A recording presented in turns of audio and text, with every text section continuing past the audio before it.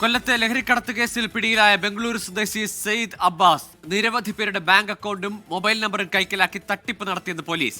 ലഹരി സംഘങ്ങൾക്കും വിദേശികൾക്കും ഇവ വിൽപ്പന നടത്തി പണം വാങ്ങിയെന്നും പോലീസ് കണ്ടെത്തി.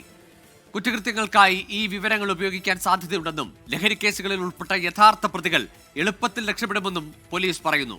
രാജ്യസുരക്ഷയെ ബാധിക്കുന്ന വിഷയമായതിനാൽ സംഭവത്തിൽ കേന്ദ്ര ഏജൻസികൾ അന്വേഷണം ആരംഭിച്ചു. 24 എക്സ്ക്ലൂസീവ്.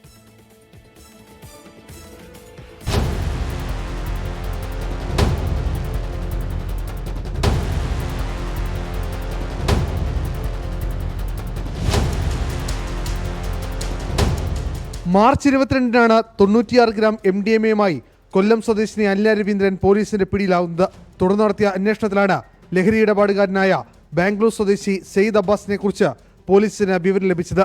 ബാംഗ്ലൂരിലെത്തിയ ശക്തികുളങ്ങര SHO രതീഷിന്റെ നേതൃത്വത്തിലുള്ള സംഘം സെയ്ദ് അബ്ബാസിനെ പിടികൂടിയതോടെയാണ് തട്ടിപ്പിന്റെ കഥ പുറത്തുവരുന്നത്.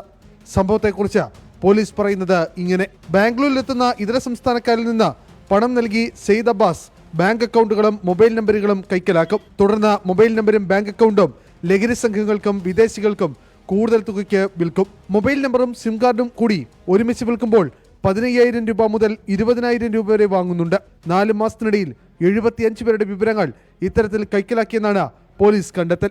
രാജ്യസുരക്ഷയെ ബാധിക്കുന്ന തട്ടിപ്പാണ് നടക്കുന്നതെന്നും പോലീസ് പറയുന്നു.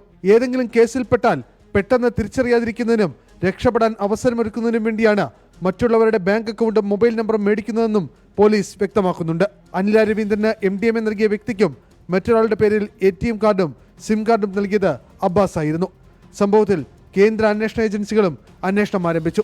രാജ്യസുരക്ഷയെ ബാധിക്കുന്ന വിഷയമാണെന്നാണ് വിവിധ ഏജൻസികളുടെ വിലയിരുത്തൽ. 24 കൊല്ലം.